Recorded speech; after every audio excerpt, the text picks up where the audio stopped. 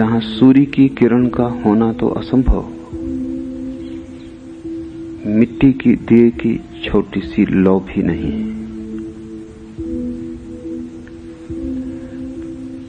इतना ही होता तो भी ठीक था।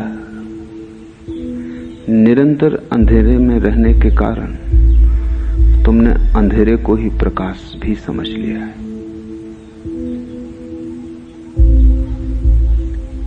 और जब कोई प्रकाश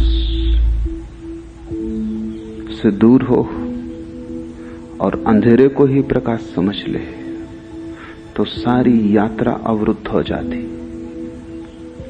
इतना भी होश बना रहे कि मैं अंधकार में हूं तो आदमी खोजता है, तड़फता है प्रकाश के लिए, प्यास जगती है, टटोलता है, गिरता है, उठता है, मार्ग खोजता है, गुरु खोजता है। लेकिन जब कोई अंधकार को ही प्रकाश समझ ले तब सारी यात्रा समाप्त हो जाती है। मृत्यु को ही कोई समझ ले जीवन, तो फिर जीवन का द्वार बंद ही हो गया। एक बहुत पुरानी यूनानी कथा है। एक सम्राट को ज्योतिषियों ने कहा कि इस वर्ष पैदा होने वाले बच्चों में से कोई एक तेरे जीवन का घाती होगा। ऐसी बहुत कहानियां हैं संसार के सभी देशों में। कृष्ण के साथ भी वैसी कहानी जुड़ी है और जीसस के साथ भी वैसी कहानी जुड़ी है, लेकिन यूनानी कहानी का कोई मुकाबला नहीं। सम्राट ने जितने बच्चे उस वर्ष पैदा हुए सभी को कारागृह में डाल दिया, मारा नहीं, क्योंकि सम्राट को लगा कोई एक इनमें से हत्या करेगा और सभी की हत्या मैं करूं, ये तो महापातक हो जाएगा। छोटे छोटे बच्चे बड़ी मजबूत जंजीरों में जीवन भर के लिए कोठरियों में डाल दिए गए। जंजीरों में बंधे बंधे ही वे बड़े हुए। उन्हें याद भी न रही कि कभी ऐसा भी कोई क्षण था जब जंजीरें उनके हाथ पर न रही हों। जंजीरों को उन्होंने जीवन के अंग की तरह ही पाया और जाना। उन्हें याद भी तो नहीं हो सकती थी कि कभी वे मुक्त थे। गुलामी ही जीवन थी और इसलिए उन्हें कभी गुलामी अखरी नहीं, क्योंकि तुलना हो तो तकलीफ होती है। तुलना का कोई उपाय ही न था। गुलाम ही वे पैदा हुए थे, गुलाम ही वे बड़े हुए थे, गुलामी ही उनका सार सर्वस्व थी। तुलना न थी स्वतंत्रता की, और दीवालों से बंधे थे वे भयंकर मजबूत जंजीरों से। और उनकी आंखें अंधेरी की इतनी आदी हो गई थी कि वे पीछे लौट के भी नहीं देख सकते थे जहां प्रकाश का जगत था। प्रकाश को देखते ही उनकी आंखें बंद हो जाती थी। प्रकाश तिलमिलाता था, प्रकाश कष्ट देने लगा था। अंधेरे से इतने राजी हो गए थे कि अब प्रकाश से राजी नहीं हो पाती थी आंखें। सिर्फ अंधेरे में ही आंख खुलती थी, प्रकाश में तो बंद हो जाती थी। तुमने भी देखा होगा, कभी घर के शांत स्थान से भरी दोपहरी में बाहर आ जाओ, आंख तिलमिला जाती। छोटे बच्चे पैदा होते हैं, 9 महीने अंधकार में रहते हैं मां के पेट में। प्रकाश की एक किरण भी वहां नहीं पहुंचती। और जब बच्चा पैदा होता है तो ना समझ डॉक्टरों का कोई अंत नहीं है। जहां बच्चा पैदा होता है अस्पताल में, वहां वे इतना प्रकाश रखते हैं कि बच्चे की आंखें तिलमिला जाती और सदा के लिए आंखों को भयंकर चोट पहुंच जाती। बच्चे को पैदा होना चाहिए मोमबत्ती के प्रकाश में, वहां हजार हजार कैंडल के बल्ब लगाने की जरूरत नहीं। दुनिया में जो इतनी कमजोर आंखें हैं, उनमें से 50% के लिए अस्पताल का डॉक्टर जिम्मेवार है। उसको सुविधा होती है ज्यादा प्रकाश में, को देख पाता है क्या हो रहा है, क्या नहीं हो रहा, क्या करना है, क्या नहीं करना। लेकिन उसकी सुविधा सवाल नहीं है, सुविधा तो बच्चे की है। जो जीवन भर रहे हों अंधकार में, 9 महीने नहीं पूरे जीवन, वो पीछे लौट के भी नहीं देख सकते थे, वो दीवार की तरफ ही देखते थे। राह पर चलते लोगों, खिड़की द्वार के पास से गुजरते लोगों की छायाएं बनती थीं सामने दीवार पर। वे समझते थे वे छायाएं सत्य, यही असली लोग हैं। उस छाया को ही वे जगत समझते थे। छाया के इस जगत को ही हिंदुओं ने माया कहा है। असली तो दिखाई नहीं पड़ता, असली का प्रतिबिंब दिखाई पड़ता है। असली को देखने के लिए आंख चाहिए, समर्थ आंख, जो प्रकाश में खुल सके, जो सूरज के आमने सामने हो सके। अंधेरी की आदि आंख सत्य को नहीं देख सकती। सत्य ढका हुआ नहीं है, सत्य तो प्रकट है, उगड़ा हुआ है। तुम्हारी आंख कमजोर है और सत्य को न देख पाएगी। धीरे धीरे उन्होंने पीछे लौट के देखना ही बंद कर दिया। पीछे लौट के देखने का मतलब ही था आंख में आंसू आ जाएं। वो पीड़ा का जगत था। तुमने भी सत्य को देखना बंद कर दिया है, और जब भी कोई सत्य तुम्हें दिखा देता है तो पीड़ा होती है। आनंद जन्मता नहीं, कष्ट ही होता है। जब भी कहीं कोई सत्य कह देता है तो कष्ट ही होता है। लेकिन एक आदमी ने हिम्मत की, क्योंकि उसे शक होने लगा। ये छायाएं छायाएं ही हैं, क्योंकि इनसे बोलो तो ये उत्तर नहीं देती। इन्हें छुओ तो कुछ भी हाथ में नहीं आता, इन्हें पकड़ो तो कुछ पकड़ में नहीं आता। एक आदमी को शक होने लगा, कोई मनीषी, कोई बुद्ध। उस आदमी ने धीरे धीरे पीछे देखने का अभ्यास शुरू किया। वर्षों लग गए, बड़ा कष्ट हुआ। जब भी पीछे देखता आंखें तिलमिला जाती, आंसू गिरते, लेकिन उसने अभ्यास जारी रखा। वो बड़ी तपश्चर्या थी। फिर धीरे धीरे आंखें राजी होने लगी, और तब वो चकित हुआ कि हम किस कारागृह में पड़े और हमने छायाओं को सत्य समझ लिया है। वो पीछे देखने में समर्थ हो गया। उसकी गर्दन मुड़ने लगी और उसकी आंखें देखने लगी बाहर के रंग, वृक्ष और वृक्षों में खिले फूल, राह से गुजरते लोग।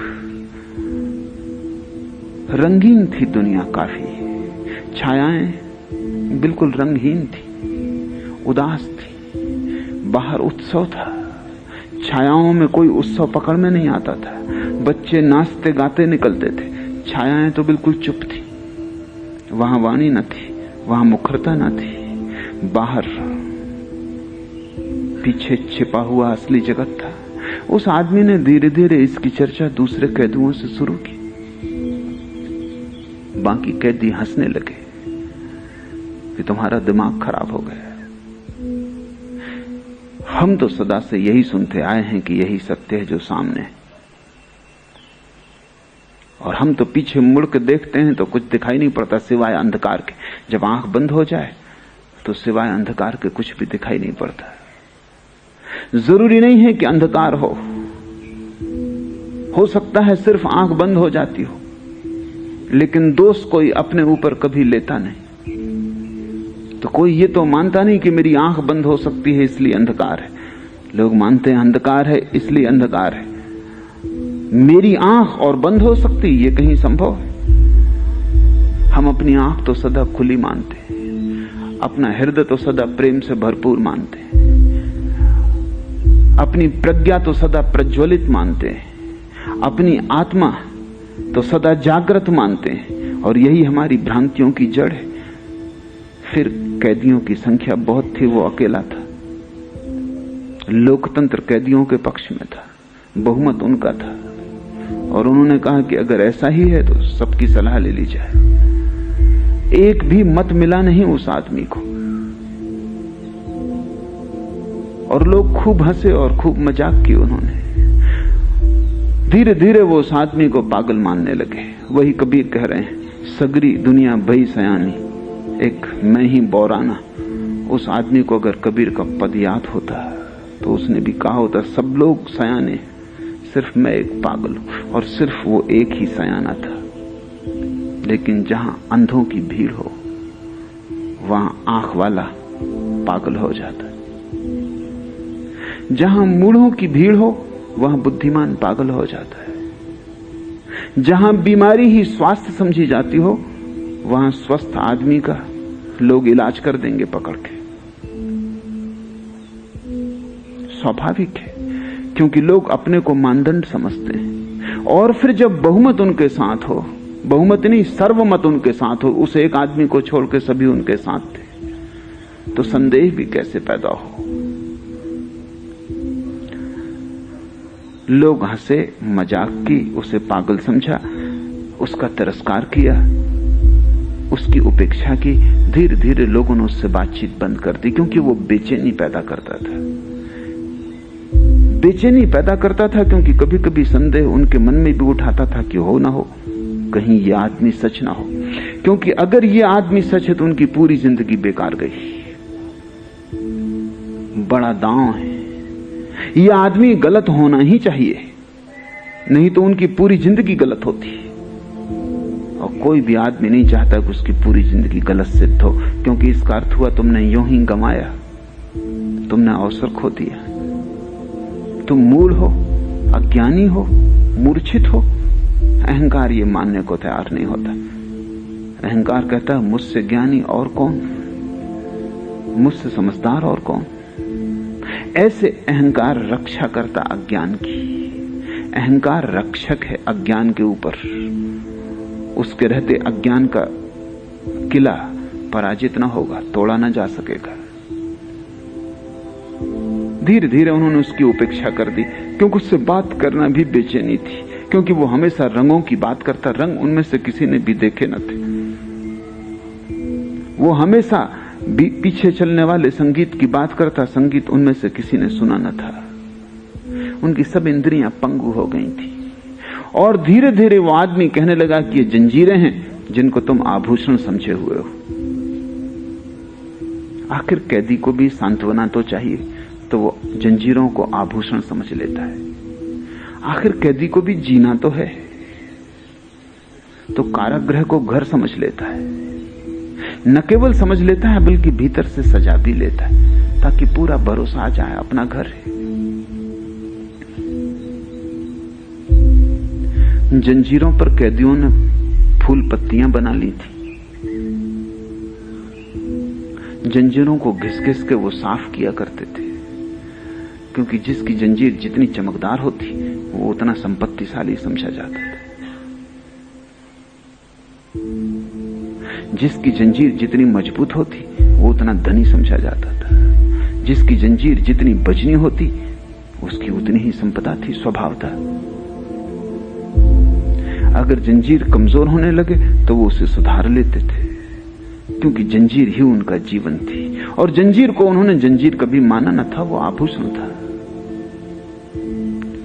वही तो एकमात्र सजावट थी उनके शरीर पर, और तो कोई सजावट न थी। धीरे धीरे इस आदमी को समझ में आने लगा कि आभूषण नहीं जंजीरें हैं, क्योंकि उसे स्वतंत्रता के जगत की थोड़ी झलक मिलनी शुरू हो गई। एक किरण उतर आई अंधेरे में, सूरज का संदेश आ गया। अब इस अंधेरे घर में, इस अंधेरे कारागृह में रहना मुश्किल हो गया। धीरे धीरे उसने जंजीर को तोड़ने की व्यवस्था कर ली। असली सवाल तो भीतर की जंजीर का टूट जाना है। बाहर की जंजीर बहुत कमजोर है। अगर तुम बंधे हो तो भीतर की जंजीर से बंधे हो। भीतर की जंजीर है, जंजीर को आभूषण समझना है। एक बार उसे समझ में आ गया कि आभूषण नहीं, आधी तो मुक्ति हो ही गई। उसी दिन से उसने जंजीरों को घिसना बंद कर दिया, साफ करना बंद कर दिया, सजाना बंद कर दिया। लोग समझने लगे कि जीवन से उदास हो गया है। जैसा कि आमतौर से सन्यासी के लिए संसारी समझते हैं। उदास हो गया बेचारा, उनके भाव में एक बेचारेपन की प्रतीति होती। जिंदगी में हार गया, शायद पाया कि अंगूर खट्टे, छलांग पूरी न हो सकी। कमजोर था, हम पहले से ही जानते थे कि कमजोर है, और आज नहीं कल थक जाएगा और संघर्ष से अलग हो जाएगा। कायर है। जंजीरें जो कि आभूषण है, इसको सजाना बंद कर दिया, ऐसा ही बेसजाया रह रहा है। आसपास की दीवार को साफ सुथरा करना भी बंद कर दिया। अब पागलपन बिल्कुल पूरा हो गया है। लेकिन उस आदमी ने धीरे धीरे जंजीरें तोड़ने के उपाय खोज लिए। भीतर की जंजीर टूट जाए तो बाहर का कारागृह टूटा ही हुआ है। आधा तो गिर ही गया, बुनियाद तो हिल ही गई, और पीछे के जगत का, छिपे हुए जगत का संदेश आ जाए तब एक अनंत पुकार उसे पुकारने लगी। एक प्यास उसके रोए रोए में समा गई। असली जगत में प्रवेश करना है। उसने जंजीरें तोड़ ली। जब प्यास प्रगाढ़ हो तो कमजोर से कमजोर आदमी शक्तिशाली हो जाता है। जब प्यास प्रगाढ़ ना हो तो कमजोर से कमजोर जंजीरें भी बड़ी मजबूत मालूम पड़ती हैं। प्यास बढ़ती चली गई। पीछे का जगत ज्यादा साफ होने लगा। आंख जितनी साफ होने लगी उतना ही सत्य का जगत साफ होने लगा। एक दिन उसने जंजीरें तोड़ दी और वो उस कारागृह से निकल भागा। उसके आह्लाद का अंत नहीं था। वो नाच रहा था। सूरज, पक्षी, वृक्षों में खिले फूल, बस वास्तविक लोग, छायाएं नहीं, संगीत, रंग, सुगंध। वो आह्लादित था, वो नाच रहा था। लेकिन कारागृह में अफवाह उड़ गई। हम जानते थे कि आज नहीं कल वो जीवन के संघर्ष से भाग जाएगा। एस्केपिस्ट, पलायनवादी, भगोड़ा। संसारी हमेशा सन्यासी को यही कहता रहा। उसने साधारण सन्यासी को कहा हो ऐसा नहीं, महावीर बुद्ध को भी भगोड़ा ही कहा है। भाग गए। ये अपने को बचाने की तरकीब है। ये अपने को सांत्वना देने की तरकीब है कि हम कायर नहीं, और तुम कायर हो इसलिए तुम वहां हो जहां तुम हो। ये अपने को समझाने की तरकीब है, हम कोई पलायनवादी नहीं, हम तो जीवन के संघर्ष में जूझेंगे और तुम्हें जीवन का भी पता ही नहीं, और जिससे तुम जूझ रहे हो वो केवल छाया का जगत है। असली जूझने वाले जीवन से जूझते हैं। तुम जिससे जूझ रहे हो और जिससे लड़ रहे हो वो सपनों से ज्यादा मूल्यवान नहीं है, और उसका अस्तित्व तुम्हारी नींद में है। उसका अस्तित्व और कहीं भी नहीं है। वो तुम्हारा सपना है, वो तुम्हारा अंधकार है, वो तुम्हारी गहन निद्रा और मूर्छा है। लेकिन अगर सब लोग सोए हों और एक जग जाए, भला वे सोए लोग भयंकर दुख स्वप्न देखते हो कि नरक में सड़ाए जा रहे हैं, गलाए जा रहे हैं, तो भी वे सोए हुए लोग कहेंगे भगोड़ा, भाग गया, जीवन के संघर्ष को छोड़ गया। करवट ले लेंगे, फिर अपने सपने में खो जाएंगे। थोड़े दिन चर्चा रही, फिर लोग भूल गए। लेकिन उस आदमी के जीवन में एक नई बेचैनी का प्रारंभ हुआ। जितना उसने बाहर की मुक्ति और आनंद को जाना, जितना उसने सत्य को अनुभव किया, उतनी ही एक नई महाकरुणा, एक दुर्दम्य करुणा पैदा होने लगी। लौट जाए कारागृह में और खबर दे दे उन सब लोगों को। थोड़े दिन तो उसने इसे समझाया अपने को कि वे सुनेंगे नहीं, और बहुमत उनका है। वे फिर हंसेंगे, वे भरोसा ना करेंगे, क्योंकि अंधकार में रहते रहते लोग श्रद्धा भूल ही जाते हैं। श्रद्धा तो प्रकाशवान चित्त का लक्षण है। अंधेरे में रहने वाले लोग संदेह में निष्णात हो जाते। संदेह अंधकार का हिस्सा है, श्रद्धा प्रकाश का। इसलिए तो समस्त ज्ञानियों ने श्रद्धा को सेतु माना है कि अगर अंधकार से प्रकाश की तरफ आना हो तो श्रद्धा के सेतु से गुजरना पड़ेगा। एक भरोसा चाहिए। भरोसे का मतलब इतना है कि जो मैंने नहीं जाना है वो भी हो सकता है। अगर तुम ये सोचते हो कि तुमने जो जाना है बस उतना ही है, तब तो यात्रा का कोई सवाल नहीं, बात समाप्त हो गई। बुद्ध आके सिर पीटे और कहें कि मैंने थोड़ा सा ज्यादा जाना है तुमसे, तो भी तुम मानोगे नहीं। संदेह का इतना ही अर्थ है कि मुझ पर सत्य समाप्त हो गया, मैंने जो जान लिया वही सत्य की भी सीमा है, मेरा अनुभव और सत्य समान है, ये संदेह है। श्रद्धा का अर्थ है मेरा अनुभव छोटा है, सत्य बहुत बड़ा हो सकता है। मेरा छोटा आंगन है, आंगन पूरा आकाश नहीं, बड़ा आकाश है। मेरी छोटी खिड़की है, लेकिन खिड़की का ढांचा आकाश का ढांचा नहीं। माना कि मैं खिड़की से ही झांक के देखता हूं, तो भी खिड़की आकाश नहीं है। इतना जिसे ख्याल आ जाए, जिसे संदेह पर संदेह आ जाए, वो श्रद्धावान हो जाता है। वो बड़े से बड़ा संदेह है, ध्यान रखना। जिसे संदेह पर संदेह आ जाए, जो अपनी संदेह की प्रवृत्ति के प्रति संदिग्ध हो जाए, उसके जीवन में श्रद्धा का आविर्भाव हो जाता है। श्रद्धा का अर्थ है जानने को बहुत कुछ शेष है। मैंने थोड़े कंकड़ पत्थर बीन लिए हैं समुद्र के तट पर, लेकिन इससे समुद्र का तट समाप्त नहीं हो गया। मैंने मुट्ठी भर रेत इकट्ठी कर ली, लेकिन सागर के किनारों पर अनंत रेत शेष है। मेरी मुट्ठी की सीमा है, सागर की सीमा नहीं।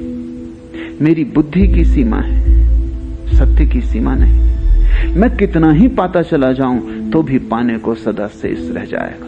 यही तो अर्थ है परमात्मा को अनंत कहने का। तुम कितना ही पाओ, वो फिर भी पाने को शेष रहेगा। तुम पा के थक जाओगे, वो नहीं चुकेगा। तुम्हारा पात्र भर जाएगा, ऊपर से बहने लगेगा, लेकिन उसके मेघों से वर्षा जारी रहेगी। हम कण मात्र हैं।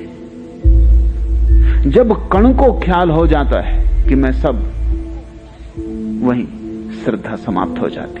श्रद्धा अज्ञात की तरफ पैर उठाने के साहस का नाम है। अनजान में प्रवेश, अज्ञात में प्रवेश, जहां मैं कभी नहीं गया, जो मैं कभी नहीं हुआ, वो भी हो सकता है। उस आदमी के मन में बहुत बार करुणा उठने लगी। आनंद का अनिवार्य लक्षण है करुणा। जब बुद्ध से किसी ने पूछा कि समाधि की पूर्ण परिभाषा क्या है, तो उन्होंने कहा परिभाषा का मुझे पता नहीं, लेकिन दो बातें निश्चित हैं, महाज्ञान, महाकरुणा।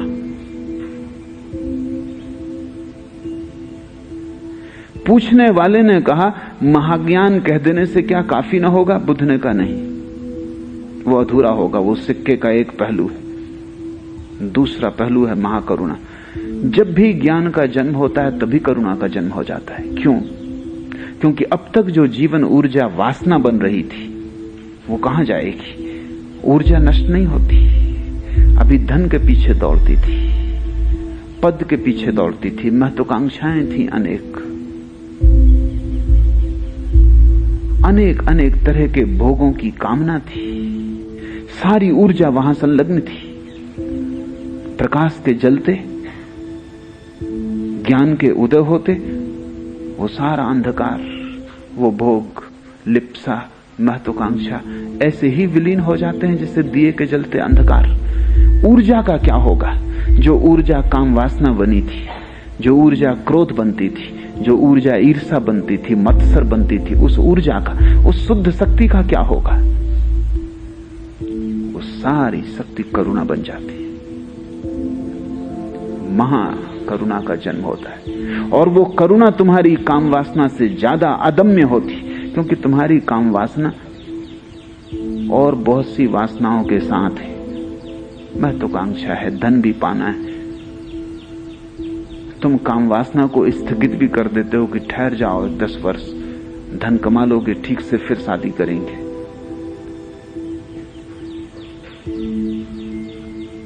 धन की वासना भी अकेली नहीं है, पद की वासना भी है। तुम पद पाने के लिए धन का भी त्याग कर देते हो, चुनाव में लगा देते हो सब धन कि किसी तरह मंत्री हो जाओ। लेकिन मंत्री की कामना भी पूरी कामना नहीं है। मंत्री हो के फिर तुम स्त्रियों के पीछे भागने लगते हो। मंत्री पद भी दांव पे लग जाता है। तुम्हारी सभी कामनाएं अधूरी अधूरी हैं, 1000 कामनाएं हैं और सभी में ऊर्जा बटी है। लेकिन जब सभी कामनाएं शून्य हो जाती, सारी ऊर्जा मुक्त होती, तुम एक अदम्य ऊर्जा के स्रोत हो जाते हो, एक प्रगाढ़ शक्ति।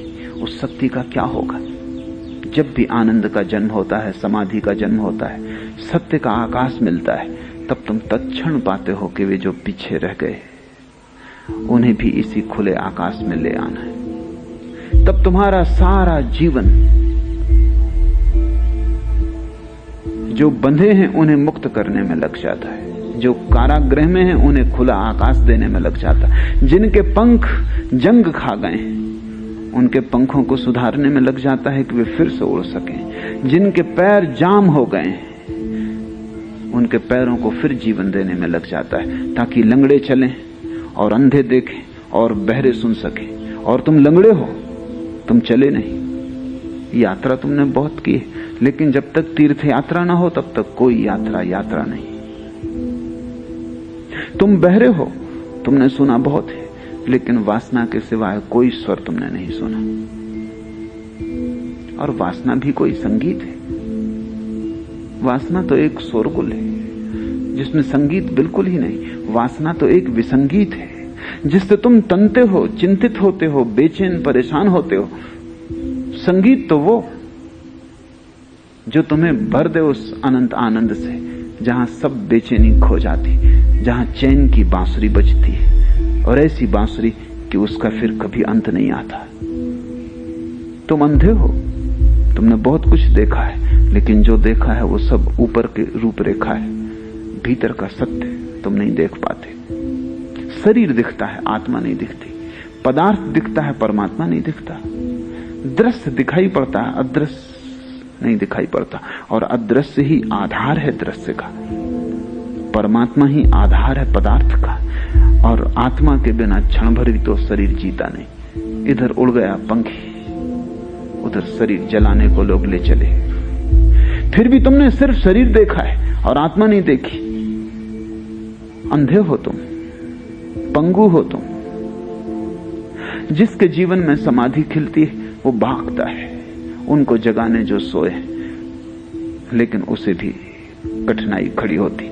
कुछ दिन तो उसने अपने को रोका, क्योंकि वो जानता है वे लोग हंसेंगे, क्योंकि वो जानता है वे सुनेंगे नहीं, क्योंकि वो जानता है कि उसका स्वागत नहीं होने वाला, अपमान और तिरस्कार होने वाला है, क्योंकि वो जानता है कि जो सदा से हुआ है वही फिर होगा। पत्थर और कांटों से स्वागत होगा, फूल मालाएं मिलने को नहीं। लेकिन अदम्य है करुणा, उसे रोका नहीं जा सकता। कथा है कि बुद्ध को जब ज्ञान हुआ तो 7 दिन तक वो चुप बैठे रहे। बड़ी मीठी कथा है। क्या करते रहे चुप बैठकर? बहुत बार अदम्य वेग से उठी करुणा कि जाएं।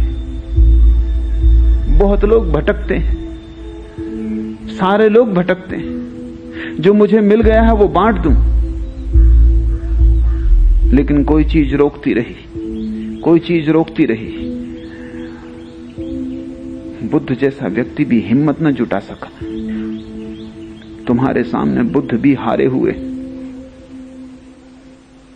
बुद्ध को भी डर लगा, जिसको अब कोई डर नहीं बचा है, जिसको मृत्यु का भय नहीं, वो भी तुमसे डरता है।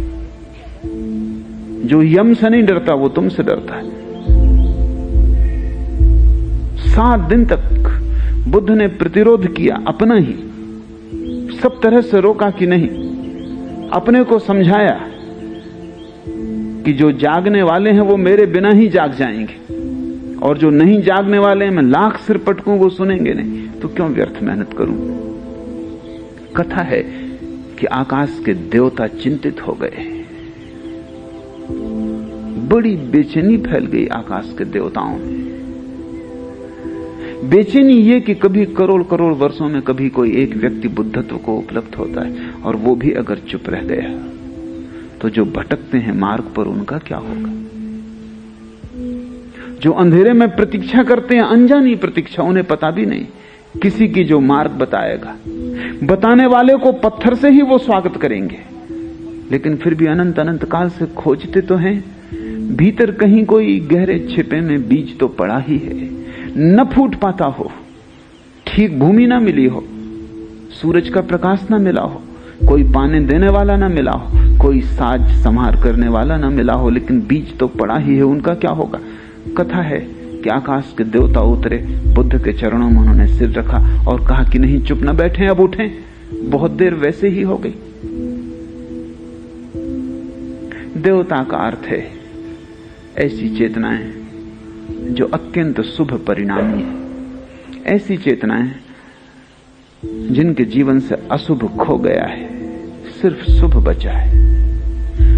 अभी वे पूर्ण मुक्त नहीं है, क्योंकि जब शुभ भी खो जाएगा तभी पूर्ण मुक्ति होगी। देवता का अर्थ है शुद्धतम चेतनाएं, मुक्ततम नहीं।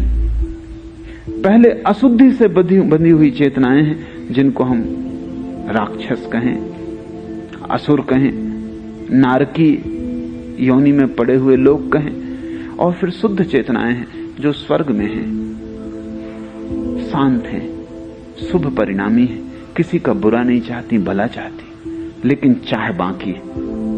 नरक में जो पड़े हैं उनके हाथ में जो जंजीरें हैं वो लोहे की है, स्वर्ग में जो पड़े हैं उनके हाथ में जो जंजीरें हैं वो सोने की हैं, हीरे माणिक्य से जड़ी हैं, पर जंजीरें हैं।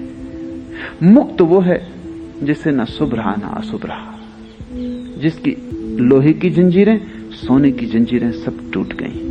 मुक्त वो है जिसका द्वंद्व समाप्त हो गया, जिसके भीतर दो ना रहे, शुभ अशुभ, अच्छा बुरा, रात दिन, स्वर्ग नरक, सुख दुख सब खो गए।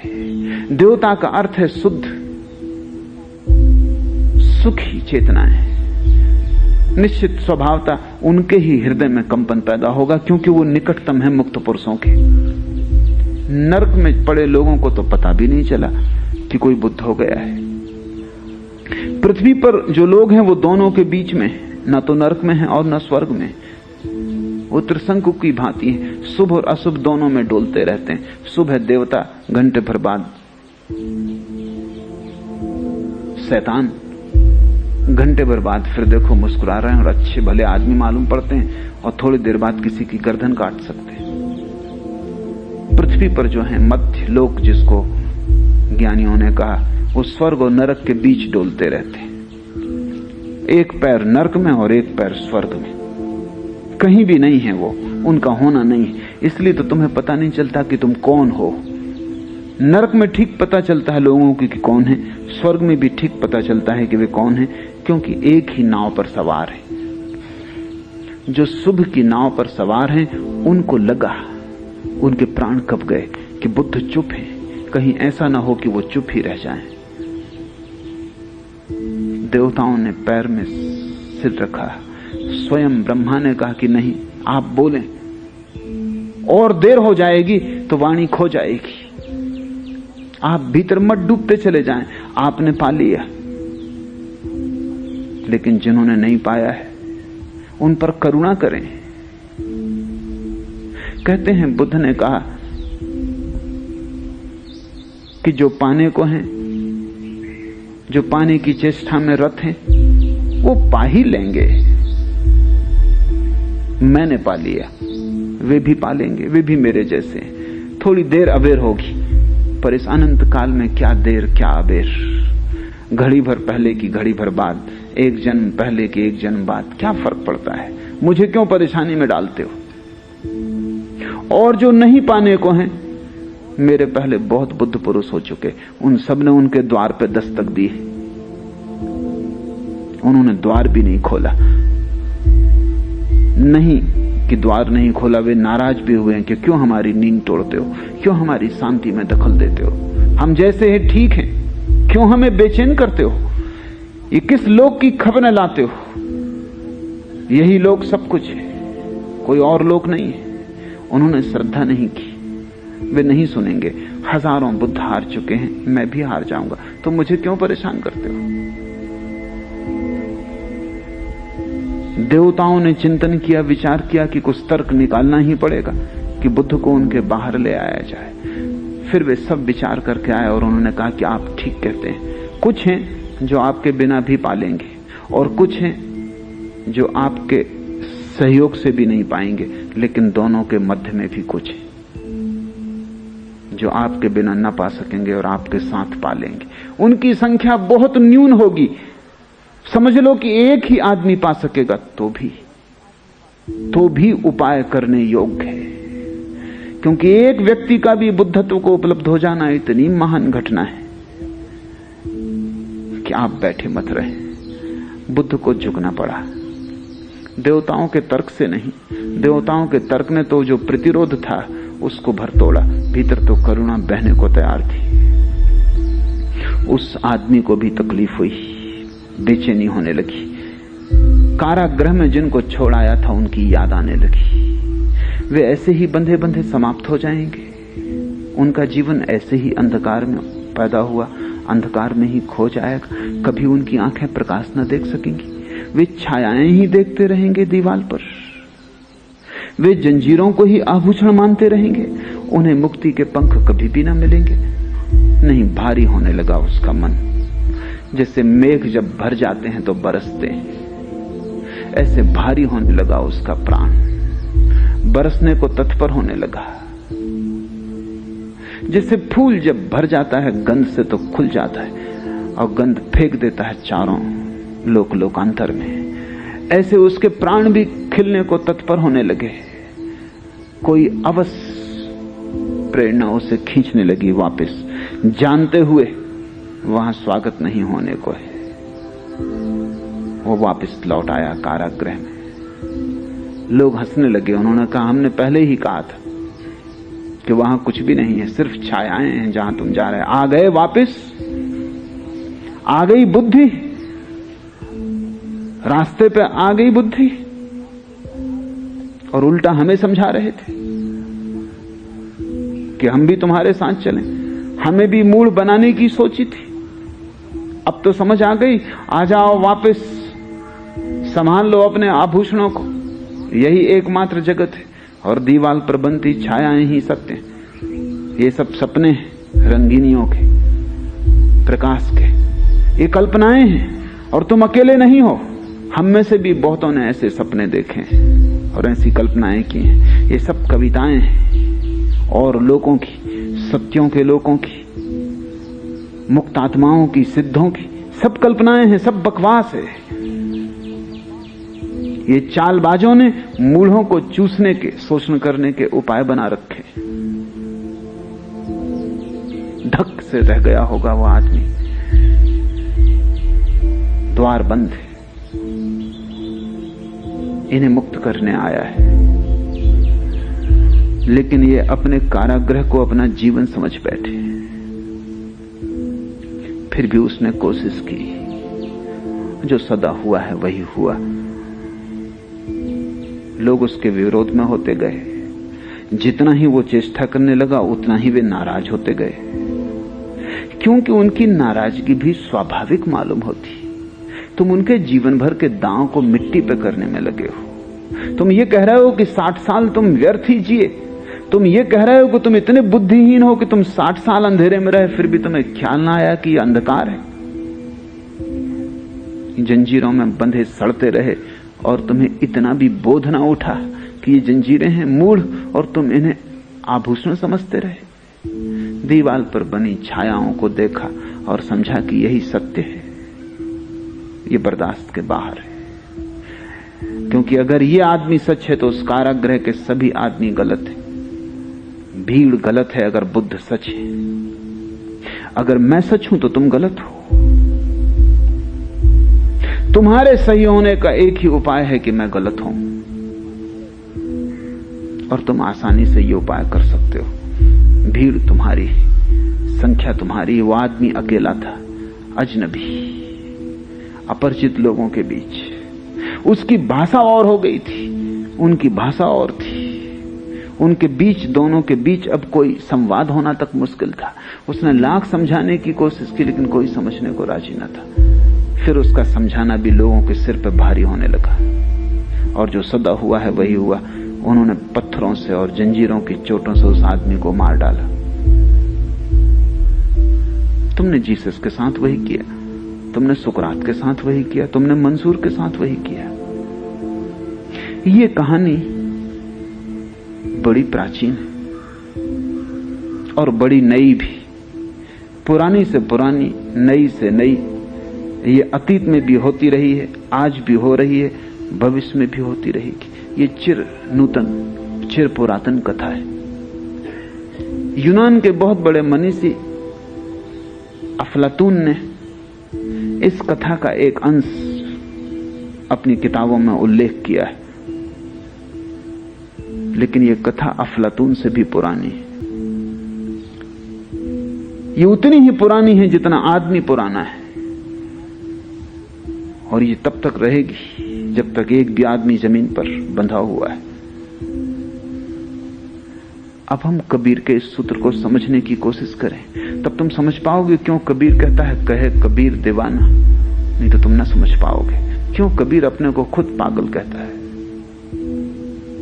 कैसी बेबूझ दुनिया है, प्रज्ञावान पागल समझे जाते हैं, मूढ़ ज्ञानी जिन्हें कुछ भी पता नहीं है, जिन्होंने शब्दों का कचरा इकट्ठा कर लिया है या खोपड़ी में शास्त्र भर लिए, वे ज्ञानी, वे पंडित हैं। कबीर काशी में रहे जीवन भर, पंडितों की दुनिया। स्वभावतः उन सभी पंडितों ने कहा होगा पागल है। काशी, वहां तो सबसे ज्यादा बड़े अंधों की भीड़ है, वहां तो सब तरह के मूढ़ प्रतिष्ठित हैं, जिनके पास शब्दों का जाल है, वेद उपनिषद है, गीता पुराण है, जिन्हें गीता पुराण वेद उपनिषद कंठस्थ है। शब्दों के अतिरिक्त जिन्होंने कुछ भी नहीं जाना, दीवालों पर बनी छायाओं को जिन्होंने इकट्ठा किया है, बड़ी मेहनत से, बड़े श्रम से, बड़ी कुशलता से, वे बड़े निष्णात हैं तर्क में, शब्द में, लेकिन शब्द तो छाया है सत्य की, और तर्क तो सिर्फ सांत्वना है। इसलिए कबीर अपने को खुद कहते हैं कहे कबीर दीवाना। एक एक शब्द को सुनने की, समझने की कोशिश करो, क्योंकि कबीर जैसे दीवाने मुश्किल से कभी होते हैं, उंगलियों पर गिने जा सकते हैं। और उनकी दीवानगी ऐसी है कि तुम अपना अहोभाग्य समझना अगर उनकी सुराही की शराब से एक बूंद भी तुम्हारे कंठ में उतर जाए, अगर उनका पागलपन तुम्हें थोड़ा सा भी छू ले तो तुम स्वस्थ हो जाओगे। उनका पागलपन थोड़ा सा भी तुम्हें पकड़ ले, तुम भी कबीर जैसा नाच उठो और गा उठो, तो उससे बड़ा कोई धन्य भाग नहीं। वही परम सौभाग्य सौभाग्यशालियों को ही उपलब्ध होता है। जब मैं भूला रे भाई, मेरे सतगुरु जुगत लखाई, क्रिया कर्म आचार में छाड़ा, छाड़ा तीर्थ नाना, सगरी दुनिया भई सयानी, मैं ही एक बौराना।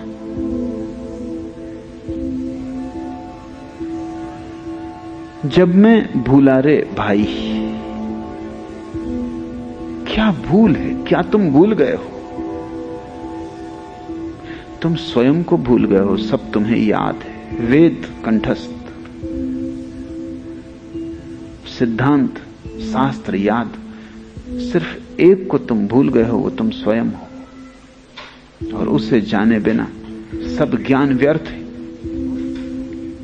और जिसने उस एक को जान लिया, उसने सब जान लिया। उस एक के जानने में जान लिए जाते सब वेद, कुरान, बाइबल, और उस एक को चूकने में सब चूक जाता है, क्योंकि वही एक तुम्हारे भीतर चैतन्य का स्रोत है। उस एक से ही तुम परमात्मा से जुड़े हो। वो एक तुम्हारे भीतर आया हुआ परमात्मा है। जैसे तुम्हारी खिड़की में से आ गया आकाश तुम्हारे घर को भरे है, ऐसा तुम्हारे उस एक में से आ गया आकाश परमात्मा तुमको भरे।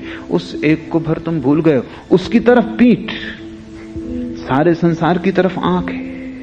भागे फिरते हो, ज्ञान का संग्रह करते चले जाते हो, धन का संग्रह करते चले जाते हो। एक बात भूल ही जाते हो, वो कौन है जिसके लिए तुम संग्रह कर रहे हो? वो कौन है जो संग्रह कर रहा है?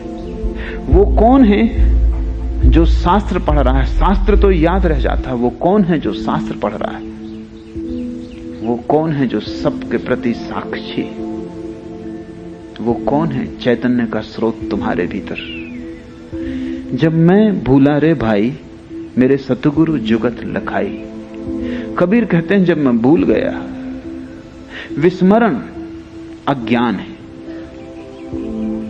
इसलिए तुम ज्ञान से अज्ञान को न मिटा सकोगे, स्मरण से मिटा सकोगे। इसे ठीक से समझ लो। विस्मरण अज्ञान है, तुम भूल गए हो कि तुम कौन हो। इसकी पुनर्याद, पुनर्स्मरण चाहिए। ज्ञान से यह न होगा, क्योंकि ऐसा नहीं है कि तुम्हें कुछ जानकारी की कमी है तो जानकारी बढ़ जाएगी तो ज्ञान हो जाएगा। तुम्हारे मन में अभी 1000 जानकारियां हैं, 10,000 हो जाएंगी। इस तुम्हारा अज्ञान न टूटेगा। तुम महापंडित हो जाओगे, लेकिन तुम्हारी मूढ़ता बरकरार रहेगी, क्योंकि मूढ़ता का पांडित्य के होने से और टूटने का कोई संबंध नहीं है। मूढ़ता है भूलना, विस्मरण। इसलिए इस स्मरण से तुम्हें अपनी याद आ जाए कि मैं कौन हूं। इसलिए कबीर 2 शब्दों में समझे जा सकते हैं, विस्मरण और स्मरण, जिसको कबीर ने सुमरन कहा है, सुरति कहा है। सुरति संस्कृत के स्मृति शब्द का अपभ्रंश है। स्मृति आ जाए, सुरति आ जाए, सुमरन आ जाए। लेकिन लोग बड़े अजीब हैं। कबीर के मानने वालों को भी मैं जानता हूं, वो माला फेरते हैं। उनसे पूछो क्या कर रहे हो, वो कहते हैं सुमरन कर रहे हैं। सुमरन को उन्होंने जाप बना लिया। सुमरन का अर्थ है स्मरण, जिसको गुरजीएफ ने सेल्फ रिमेंबरिंग कहा है, आत्मस्मृति। जिसको बुद्ध ने सम्यक स्मृति कहा है, राइट माइंडफुलनेस। जिसको महावीर ने विवेक कहा है, याद। लेकिन कैसे तुम्हें याद आएगी? तुम तो भूल गए हो। तुम्हें कोई याद दिलाए तो ही आएगी। तुम्हें खुद कैसे याद आएगी? रात तुम सोते हो, सुबह 5 बजे उठना है, ट्रेन पकड़नी, क्या करते हो? कोई जुगत चाहिए, अलार्म भर देते हो, अलार्म जुगत। तुम न जाग सकोगे 5 बजे, कोई तुम्हें जगाए। घड़ी भी जगा सकती, यंत्र है सिर्फ। लेकिन तुम स्वयं न जाग सकोगे। या किसी को कह देते हो पड़ोस में कि जगा देना।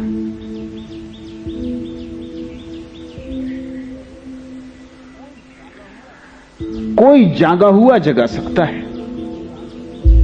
किसी सोए आदमी से मत कह देना कि जगा देना, कि वो पहले ही घुर्रा रहे हो, तुम उनसे जाकर भाई सुनो 5 बजे जगा देना। इससे कुछ हल ना होगा। उन्होंने सुना ही नहीं, उनको खुद ही कोई जगाने वाले की जरूरत थी। कोई जागा हुआ चाहिए।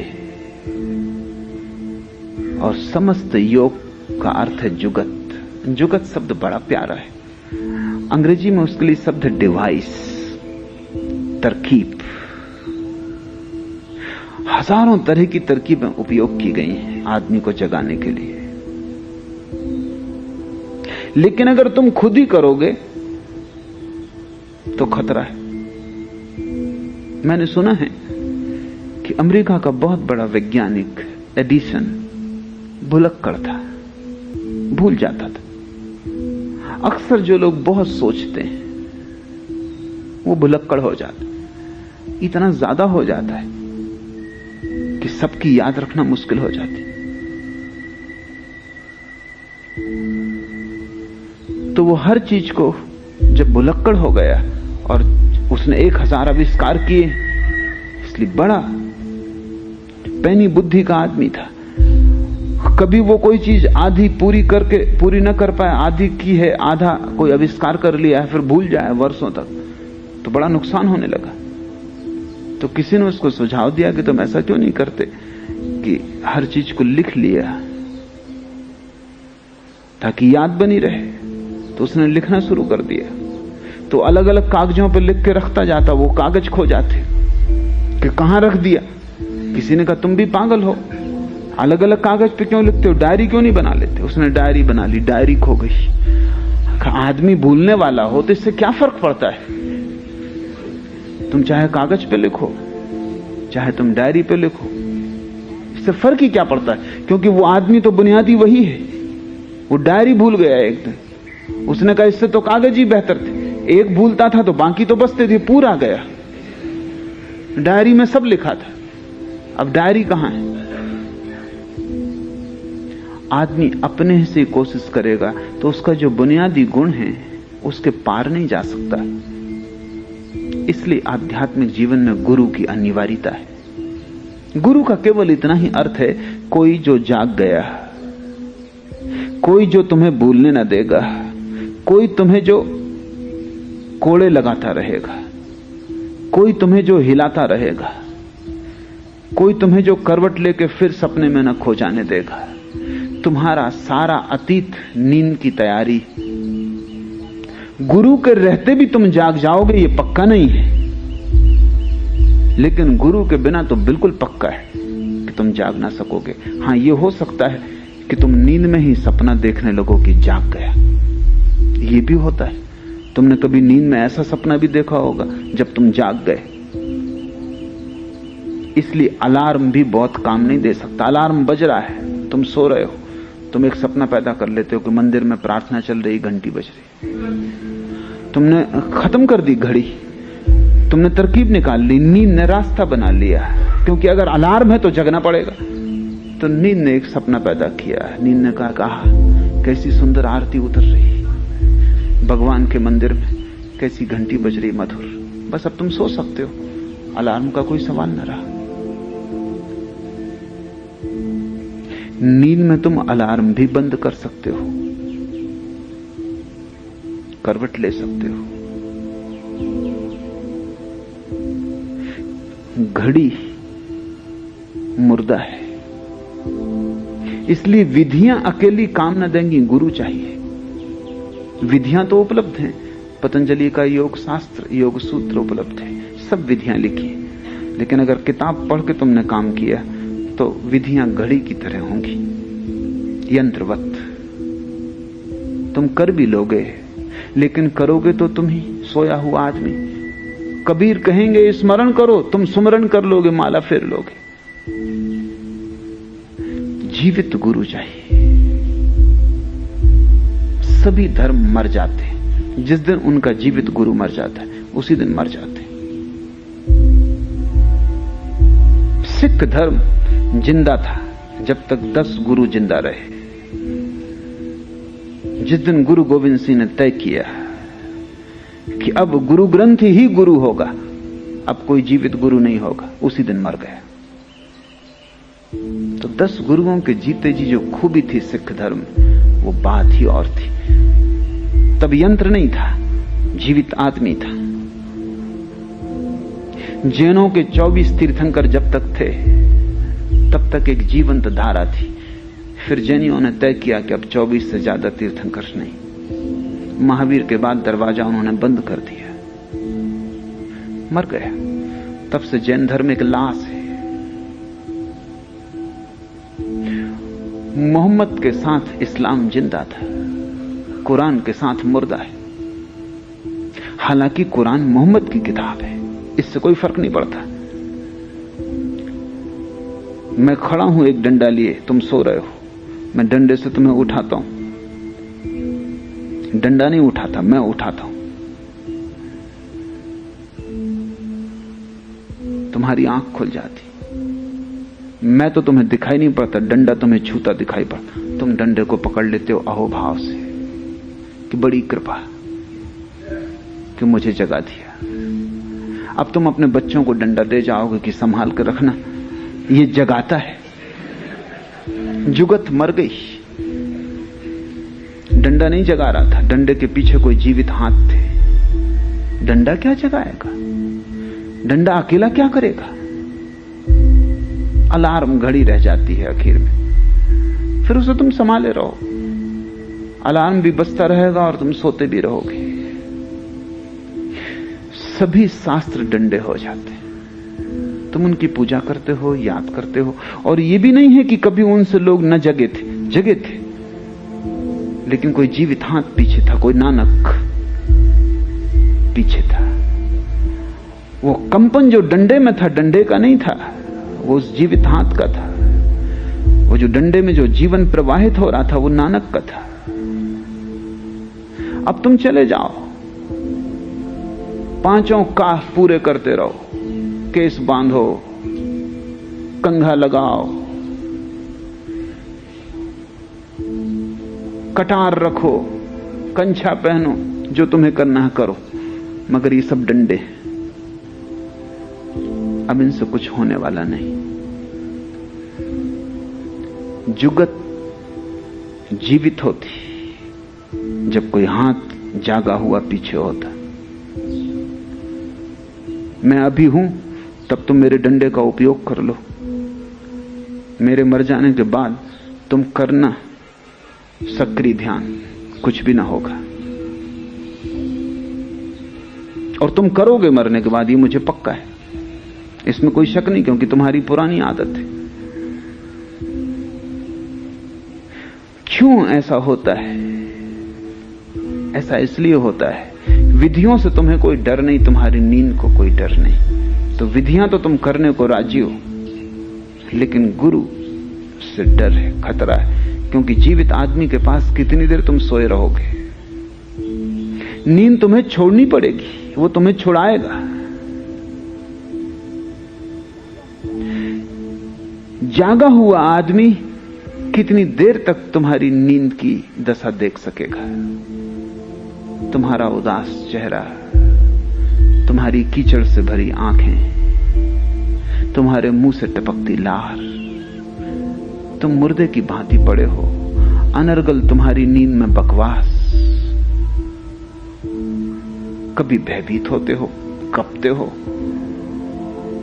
कभी सुखी मालूम होते हो, मुस्कुराहट फैल जाती चेहरे पर, लेकिन सब नींद में होता, सब सपने से हो रहा है, सब झूठ हो रहा है। तुम्हारी नींद तोड़नी जरूरी है।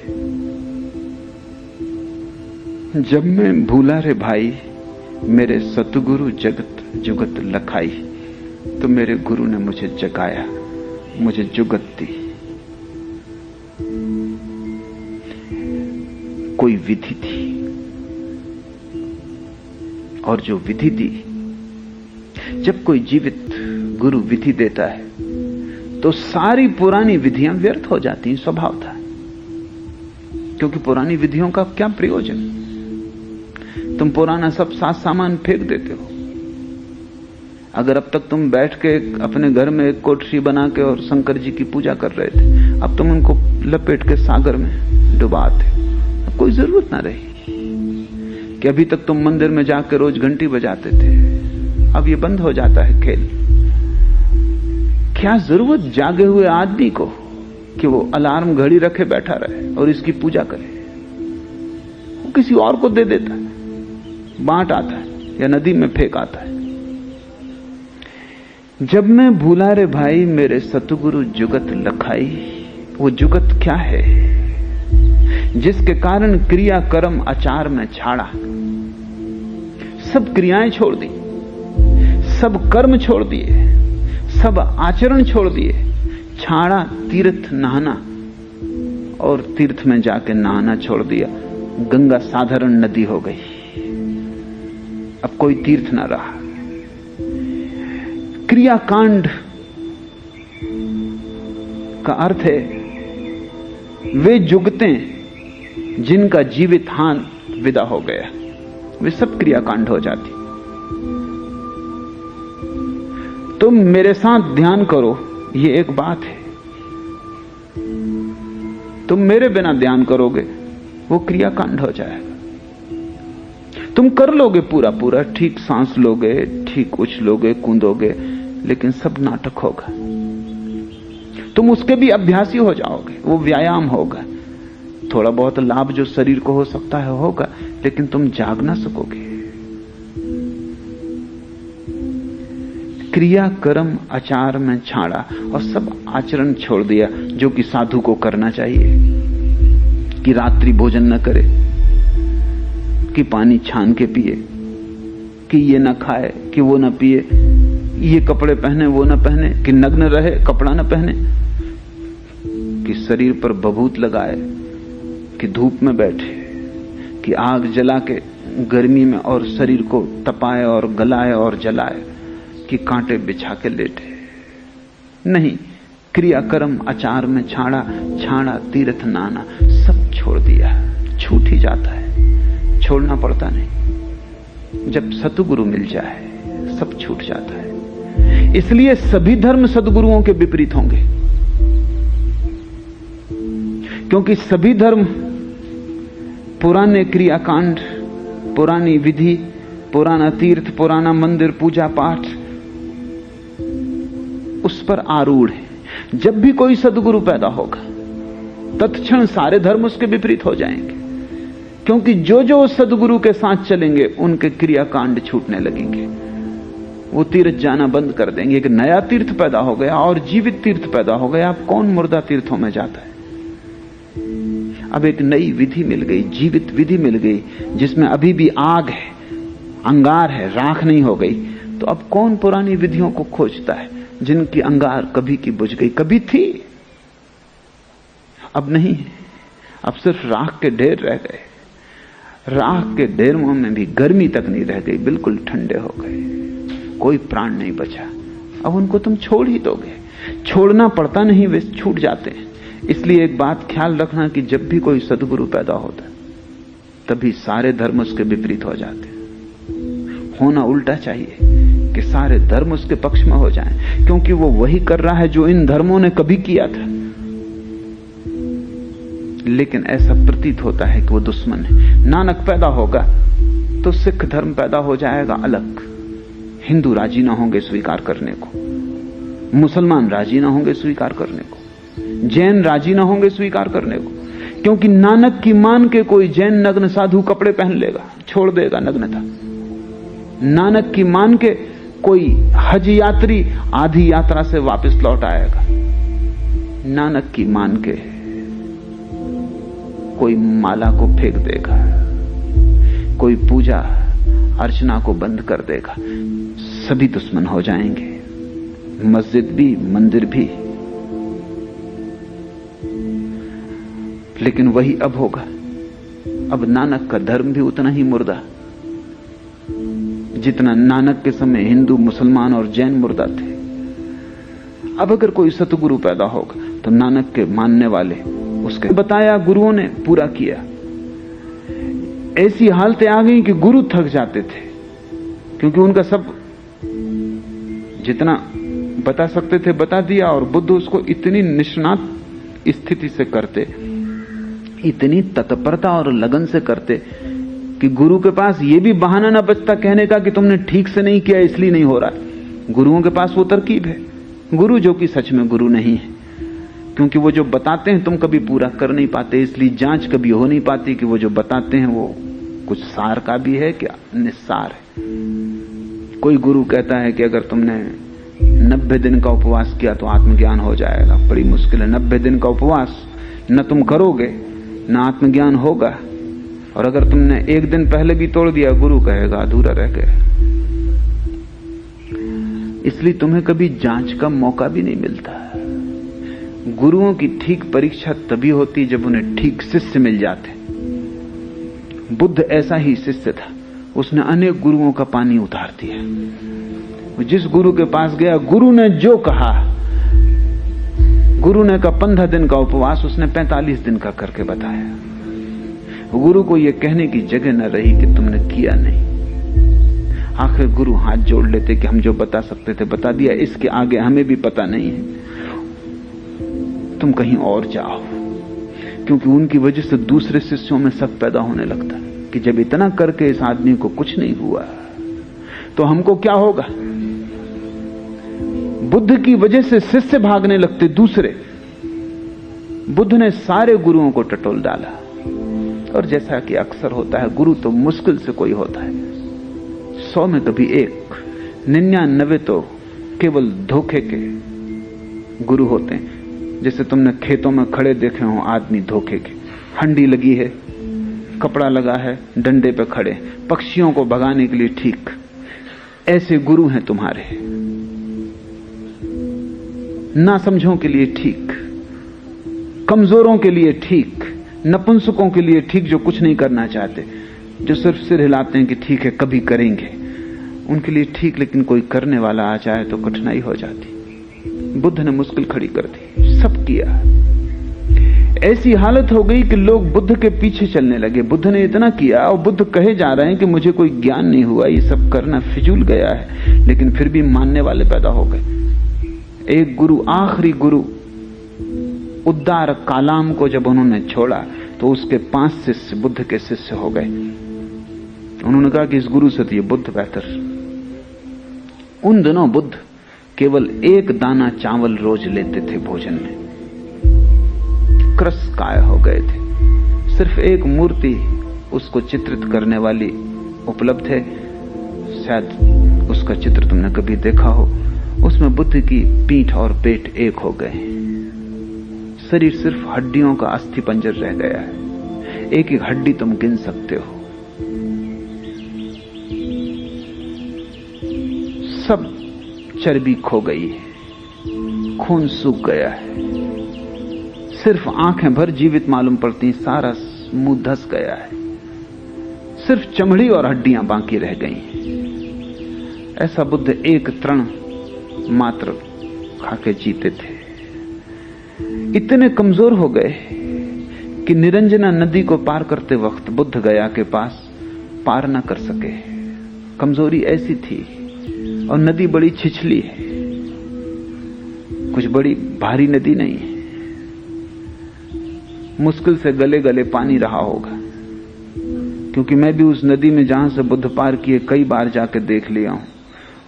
उसमें टीबी का मरीज भी पार होगा, उसमें कैंसर का मरीज भी पार हो सकता है। बुद्ध पार न हो सके, हालत बड़ी कमजोर रही होगी, बड़ी दयनीय रही होगी। और नदी बलवान मालूम पड़ती थी, घाट चढ़ न सकते थे, तो एक वृक्ष की शाखा को पकड़ के लटक गए। उस क्षण में उन्हें होश आया कि मैं क्या कर रहा हूं, शरीर को नष्ट कर रहा हूं, इससे आत्मा कैसे मिलेगी। आत्मा के मिलने का शरीर को नष्ट करने से कौन सा संबंध है, कौन सा तर्क है, कौन सा गणित है। और कमजोर में इतना हो गया कि निरंजना साधारण सी नदी में पार नहीं कर पाता, और भवसागर पार करने की सोच रहा हूं, ये नहीं होगा। और उस क्षण निरंजना नदी में पड़े हुए वृक्ष की जड़ को पकड़े हुए उन्हें लगा कि सब करना व्यर्थ गया, कोई क्रियाकांड कहीं न ले जा सका। पहले मैंने संसार छोड़ दिया था, अब मैं ये त्याग तपश्चर्या भी छोड़ देता हूं। उस दिन त्याग पूरा हुआ, उस दिन कुछ भी ना बचा पकड़ने को, सब छूट गया, मुट्ठी खुल गई। बुद्ध किसी तरह बाहर निकले। जिस वृक्ष के नीचे उनको बोध हुआ, उस वृक्ष के नीचे बैठे।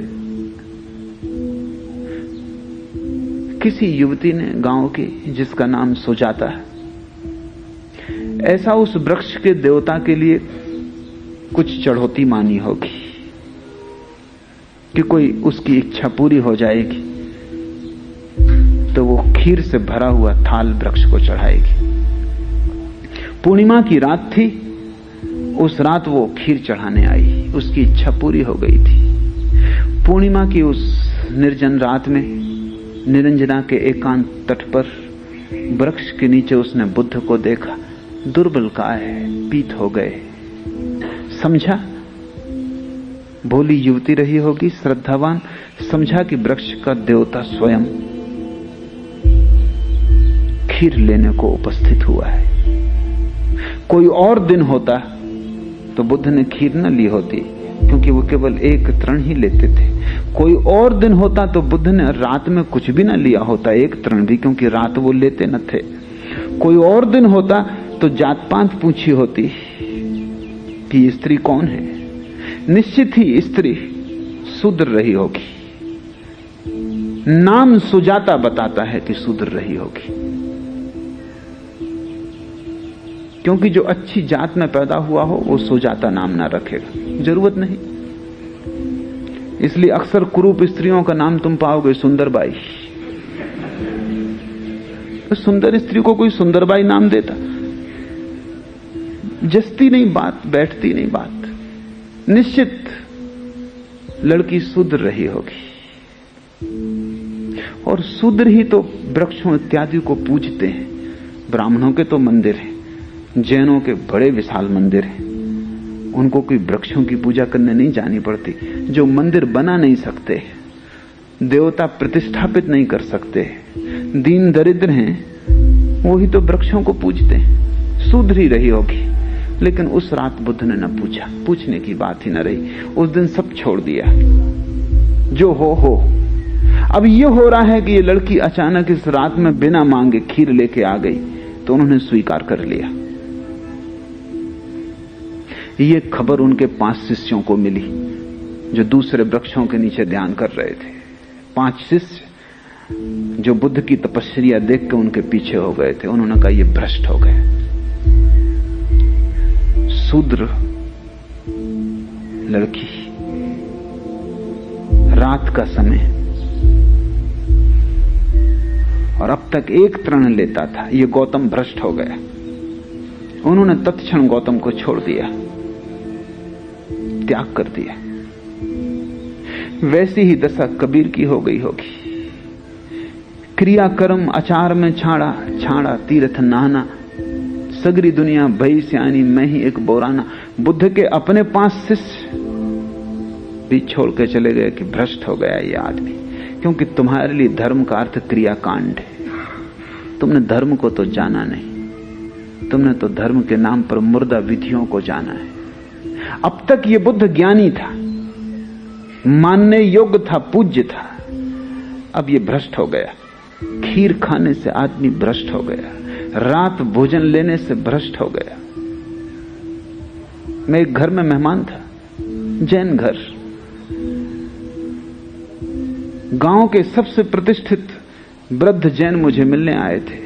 उन्होंने मेरी किताब साधना पथ पढ़ी थी और बहुत प्रभावित हुए थे, और मेरी बड़ी तारीफ कर रहे थे, ऐसे जैसे मैं 25वां तीर्थंकर। और तभी घर की गृहिणी ने मुझे आके कहा कि अब आप चलें, रात हुई जाती है, भोजन कर लें। जैन तो रात भोजन नहीं करते।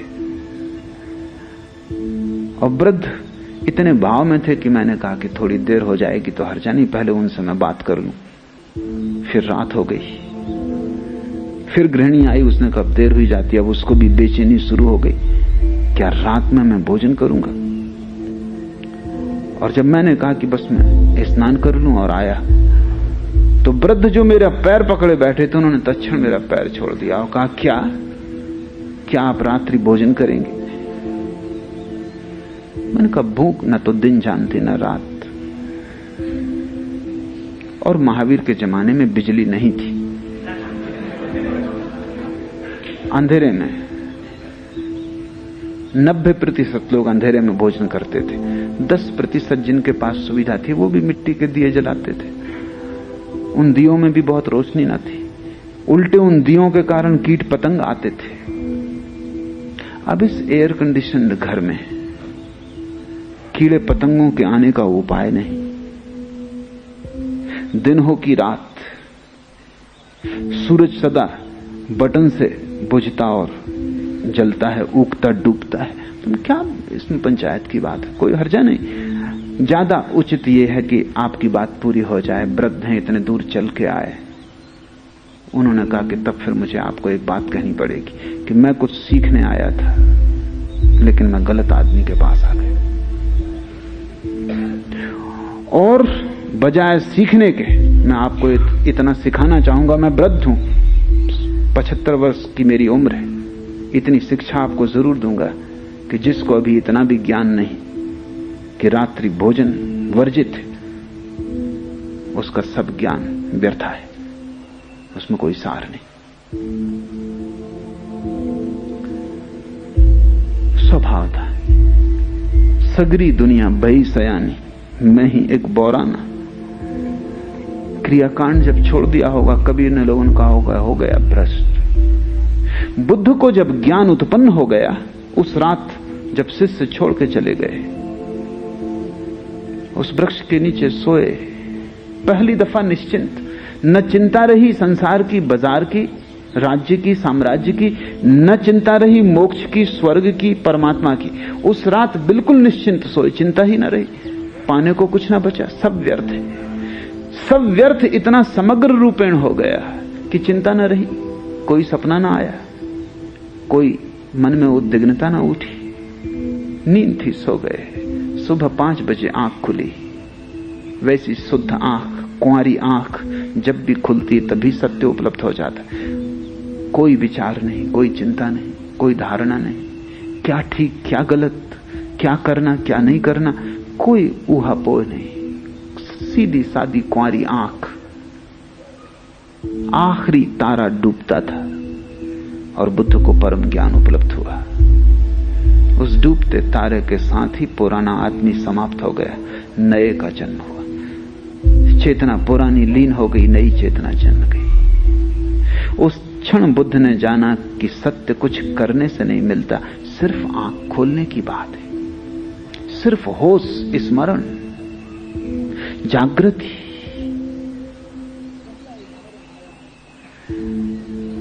पहला स्मरण आया उन 5 शिष्यों का जो छोड़ के चले गए। इतने दिन साथ थे बेचारे, असमय में साथ रहे, जब कुछ देने को ना था तब पीछे चले, जब कुछ मेरे पास ही ना था तब मुझे गुरु माना, और अब जब मेरे पास देने को है तब वो छोड़ के चले गए। तो बुद्ध उनको खोजने निकले,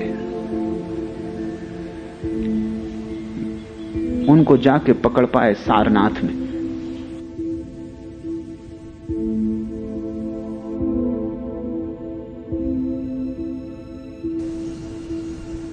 जब उन्होंने देखा बुद्ध को आते हुए दूर से एक टीले पर बैठे हुए, तो उन 5 ने तय किया ये भ्रष्ट गौतम आ रहा है, हम ना तो उठ के इसको आदर दें और ना नमस्कार करें, न इतना हम इसकी तरफ पीठ कर लें। अगर इसको आना हो खुद आ जाए, बैठना हो खुद बैठ जाए, हम ये भी ना कहें कि बैठो। जो साधारण अतिथि के लिए भी किया जाता वो भी हम ना करें। ये गौतम भ्रष्ट है, इसने नियम छोड़ दिए, तप छोड़ दिया, चर्या छोड़ दी, आचरण भ्रष्ट, इसके लिए अब कोई समादर नहीं। लेकिन जैसे जैसे बुद्ध पास आने लगे, उनको बड़ी बेचैनी होने लगी। जैसे ही बुद्ध पास आए, निकट आए, पहले एक उठ के खड़ा हुआ, चरणों में गिरा, फिर दूसरा, फिर तीसरा, फिर वो 5। और बुद्ध ने कहा तुमने निर्णय कुछ और किया था, निर्णय बदल क्यों दिया? निर्णय पर आदमी को टिकना चाहिए। उन्होंने कहा हमने बदला, ऐसा कहना ठीक ना होगा। तुम्हारी सन्निधि, तुम्हारा पास होना और हमने आदर दिया, ऐसा कहना भी ठीक ना होगा, क्योंकि हमने तो निर्णय किया था न देने का। आदर हुआ तुम्हारी मौजूदगी में, जैसे कोई एक चुंबक खींच ले। जिनके भीतर भी थोड़ी सी क्षमता है, वो सद्गुरुओं के पास खींचे चले जाते हैं चुंबक की भांति। किसी क्रियाकांड के कारण नहीं, किसी योग तप तपश्चर्या के कारण नहीं, किसी संप्रदाय सिद्धांत शास्त्र के कारण नहीं। जिनके भीतर भी थोड़ी सी भी संभावना है आत्मा की, वो सद्गुरु के पास खींचे चले जाते हैं। चाहे सारी दुनिया विरोध में हो, चाहे सारी दुनिया कहे कि तुम पागल हो, वो पागल होना दांव लगाने जैसा लगता है। वो पागल होना शुभ मालूम होता है। ना मैं जानूं सेवा बंदगी, ना मैं घंट बजाई, ना मैं मूरत धरी सिंहासन, ना मैं पोहक चढ़ाई, सब छूट गया फूल चढ़ाना पत्थरों पर। क्योंकि जो अपनी आत्मा के खिले हुए फूल को परमात्मा में चढ़ाने में समर्थ हो गया, अब वो फूलों को तोड़ के पत्थरों पे चढ़ाने जाएगा। और वृक्ष पे खिले हुए फूल तो जिंदा हैं, तुम उन्हें मार डालोगे तोड़कर और तुम पत्थरों पे चढ़ा दोगे। वृक्ष में क्या कम चढ़े थे वो परमात्मा को? वृक्ष में भले चढ़े थे, पूरी तरह चढ़े थे, जीवित चढ़े थे, तुमने मार के चढ़ाया। असल में संप्रदाय मुर्दा है और मुर्दा चीजें ही करवाता है। फूल जिंदा था, चढ़ा ही हुआ था परमात्मा को, क्योंकि परमात्मा के अतिरिक्त और किसको चढ़ेगा? वो परमात्मा की ही सुगंध थी जो बिखर रही थी उससे, वो परमात्मा के ही रंग थे जो खिले थे, वो परमात्मा की ही पखड़ियां थी जो खिली थी, वो परमात्मा का ही रूप था, वो उसका ही गीत था। तुम उसे तोड़ डाले और पत्थर पे चढ़ाए, तुमने उसे अपने परमात्मा पे चढ़ा दिया। तुम्हारा परमात्मा झूठा है, वो तुम्हारा ही बनाया हुआ परमात्मा है। वो मूर्ति तुम्हारे हाथ से गढ़ी गई है, अपने हाथ से गढ़ी मूर्ति जिसे तुम बाजार से खरीद लाए हो। और कुछ पंडित पुजारियों को, जिनको भी तुम बाजार से खरीद लाए थे, उन्होंने शोरगुल मचाकर, घंटे बजाकर, आवाज करके, धुआं पैदा करके उसको असली परमात्मा की तरह प्रतिष्ठित कर दिया है। तुम भी जानते हो, वे भी जानते हैं। और फूल नाहक बेचारा बलि दिया जा रहा है। उसका कोई कसूर नहीं, उसका कोई हाथ नहीं इस उपद्रव में।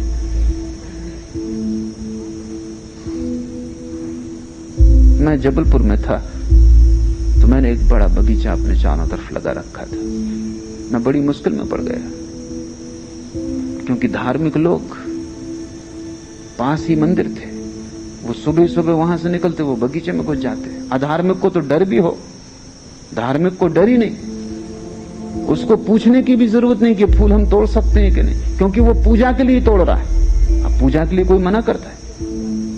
आखिर मुझे एक तख्ती लगा देनी पड़ी कि पूजा के लिए भर तोड़ना मना है, और किसी के लिए तोड़ो चलेगा।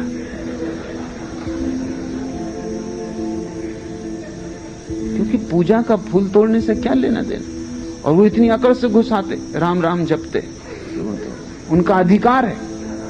ये तो पूजा के लिए तोड़ रहे हैं, वो मुझसे कहते, ये कोई हम अपने लिए थोड़ी तोड़ रहे हैं। फूल भले सोह रहे हैं वृक्षों पर, क्यों उनको तोड़ के पत्थरों पे चढ़ा रहे हो?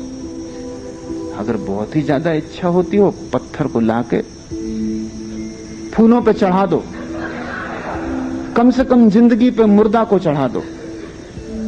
मगर संप्रदाय उल्टा ही सिखाते हैं। जिस दिन कबीर ने बंद कर दिया, ना मैं जानूं सेवा बंदगी, ना मैं घंट बजाई, ना मैं मूरत धरी सिंहासन, ना मैं पोहक चढ़ाई, ना हरि रिझ है जब तप कीन है, ना काया के जारे, न तो परमात्मा को कोई रटन लगा के राम राम की पा सकता है, रिझा सकता है। रिझाएगा क्या, उल्टा उसको उबाता होगा। मैंने सुना है एक आदमी मरा और उसने जाके स्वर्ग में जब देखा तो वो बहुत नाराज हुआ। एक पापी जो उसके घर के सामने ही रहता था, वो परमात्मा के पास बैठा हुआ, उसे नरक में होना चाहिए। और उसने कहा यह अन्याय है, ये क्या मैं अपनी आंख से देख रहा हूं। तो यहां भी रुस्वत चल रही है कि भाई भतीजावाद चल रहा है। क्या मामला है, ये आदमी यहां कैसे बैठा है, ये पापी है। और मैं सदा तुम्हारा गुणगान गाता रहा, और सिवाय कष्ट के मुझे जिंदगी में कुछ न मिला। और अब ये कष्ट तुम दे रहे हो कि इस पापी को यहां देखना पड़ेगा स्वर्ग में, तो मतलब हमारे पुण्य का क्या हुआ। परमात्मा ने कहा तुम इसमें ही खैर समझो कि तुम स्वर्ग में हो, की वजह से तुमने मुझे तक नहीं सोने दिया, तुम खोपड़ी खा गए, एक रात चैन न लेने दिया। तुम काफी सौभाग्य समझो कि तुम यहां प्रवेश किए जा रहे हो, और ये आदमी यहां है क्योंकि इसने कभी मुझे सताया नहीं। इसने ना तो कभी कोई प्रार्थना की, न कभी पूजा की, न ये कभी मंदिर गया। दुनिया इसे पापी समझती थी, क्योंकि दुनिया जिसे पुण्य समझती वो पुण्य ही नहीं है। मंदिर जाने में क्या पुण्य है? लेकिन इस आदमी ने चुपचाप दीनों की सेवा, फोटोग्राफर तैयार नहीं रखे, ये चुपचाप लोगों के घरों में डाल आया, उनको भी पता नहीं है। वो धन्यवाद देने का भी मौका इसने नहीं दिया। ये मंदिर नहीं गया, ये सच है। इसने पूजा नहीं की, ये सच है, लेकिन ये मेरा प्यारा है। ना मैं मूरत धरी सिंहासन, ना मैं पुहप चढ़ाई, ना हरि रिझे जब तप कीने, ना काया के जारे। और तुम शरीर को तपाओ, जलाओ, इससे तुम सोचते हो परमात्मा प्रसन्न होगा। आत्मा तक प्रसन्न नहीं होती, परमात्मा क्या प्रसन्न होगा? भीतर की आत्मा से पूछो, वो परमात्मा का प्रतिनिधि है तुम्हारे भीतर। पीड़ा पाती है तुम जब प्रफुल्लित हो, जब तुम्हारा सारा शरीर खिला है और स्वस्थ है, जब तुम्हारे सारे शरीर के रग रग रोए रोए में जीवन की धारा बह रही, जब तुम नाच सकते हो, तभी तुम्हारी आत्मा प्रसन्न है। और जिस बात में आत्मा प्रसन्न है वही परमात्मा की पूजा है। तुम अपनी आत्मा की सुनो, तुमने परमात्मा की सुनी। तुमने अपनी आत्मा की न सुनी, तुम परमात्मा के दुश्मन हो। गुरजीएफ कहा करता था कि दुनिया के सारे धर्म परमात्मा के दुश्मन हैं, और वो ठीक कहता था, क्योंकि वे सब तुम्हें तुम्हारी आत्मा की सुनने की नहीं सिखाते। उनके पास बंधे हुए अनुशासन है, इनको पूरा करो, आओ अपने को ही मारो, अपना ही गला घोंटो। वे सब आत्मघाती। ना हरि रिझे धोती छाड़े, और नग्न हो जाने से कोई हरि को रिझा लोगे? वाह पांचों के मारे, और पांचों इंद्रियों को भी मार डालो, फोड़ लो आंखें अपनी, कान में सींचे डाल लो, ताकि न सुनाई पड़ेगा संगीत, न वासना पैदा होगी, न दिखाई पड़ेगा रूप, न वासना पैदा होगी। मार डालो, काट डालो पांचों इंद्रियों को। वही तो तुम्हारे साधु सन्यासी कर रहे हैं। परमात्मा बनाता है, तुम मिटाते हो। तुम कैसे उसके मित्र हो सकते हो? परमात्मा आंखें बनाता है, तुम परमात्मा कान देता है। तुम बहरे बनना चाहते हो? जो परमात्मा ने दिया है उसे मिटाओ मत, उसे संभालो, उसे सुसंस्कृत करो, उसे संवेदनशील बनाओ।